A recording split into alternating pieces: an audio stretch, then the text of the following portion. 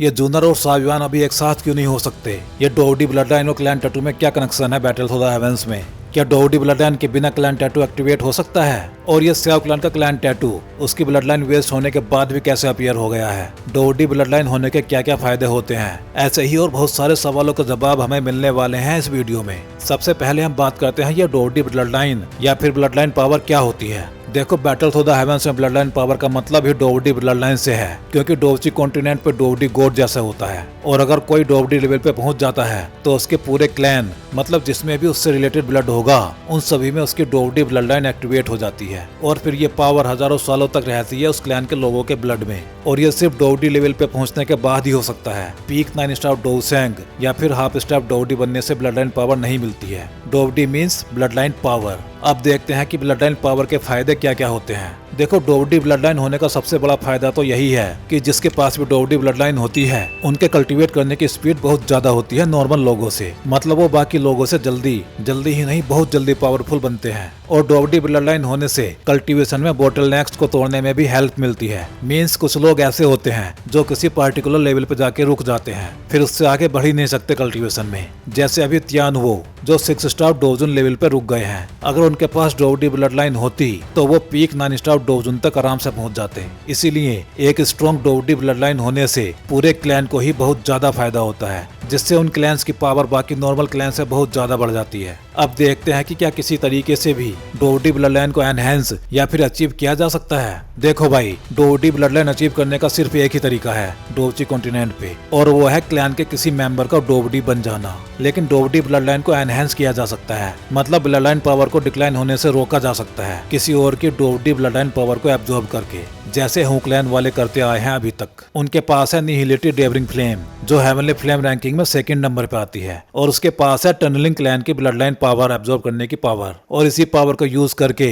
हू clan बाकी 8 ancient clan की डोवडी blood line power को एब्जॉर्ब करता है बैटल थ्रू द हेवेंस में, जिससे हू क्लैन की ब्लड लाइन पावर अभी तक डिक्लाइन नहीं हुई है, जबकि उनके क्लैन का डोवडी बहुत पहले अपीयर हुआ था। अब बात करते हैं कि ये ब्लड लाइन पावर वेस्ट या फिर डिक्लाइन कैसे और क्यों होती है। देखो भाई, ब्लड लाइन पावर भी लाइफ और डेथ के कॉन्सेप्ट पे काम करती है। मतलब जो पैदा हुआ है वो एक दिन मरेगा भी। वैसा ही कुछ डोवडी ब्लड लाइन के साथ भी है। ये भी टाइम निकलने के साथ साथ डिक्लाइन होती रहती है और इसकी पावर भी कम होती रहती है। जैसे एक नए मोबाइल की बैटरी ज्यादा पावरफुल होती है और वो ज्यादा टाइम तक काम भी करती है, लेकिन जैसे जैसे मोबाइल पुराना होता रहता है वैसे वैसे उसकी बैटरी की परफॉर्मेंस भी कम होती रहती है। कुछ वैसे ही डोवडी ब्लड लाइन भी टाइम निकलने के साथ साथ डिक्लाइन होती रहती है। बस मोबाइल की बैटरी को कुछ साल लगते हैं खराब होने में, जबकि डोवडी ब्लड लाइन को हजारों साल लग जाते हैं। एक तरीका तो यही हुआ डोवडी ब्लड लाइन के खराब होने का, मतलब नेचुरली ब्लड लाइन का डिक्लाइन होना। लेकिन दूसरा तरीका थोड़ा सा खतरनाक सा है जो स्याव क्लैन ने यूज किया था। पूरे क्लैन के लोगों के ब्लड से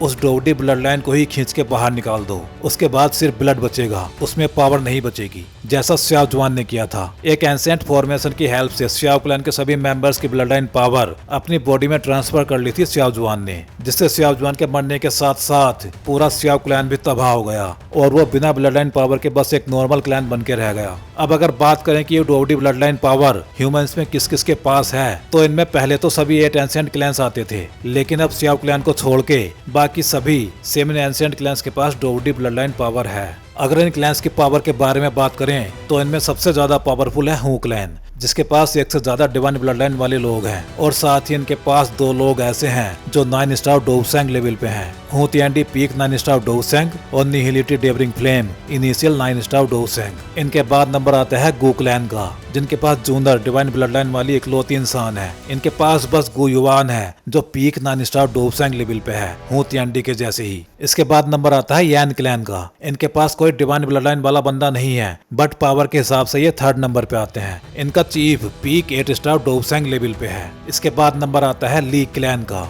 जियानैन अकेडमी के हेडमास्टर वाले क्लैन का। इनका क्लैन हेड भी पीक 8 स्टार डोवसेंग लेवल पे है। इसके बाद नंबर आता है याओ क्लैन का, मास्टर याओलाओ वाले क्लैन का। इनका हेड 7 स्टार डोवसेंग लेवल पे है। इसके बाद नंबर आता है सी क्लैन का और सबसे बाद में नंबर आता है लिंग क्लैन का।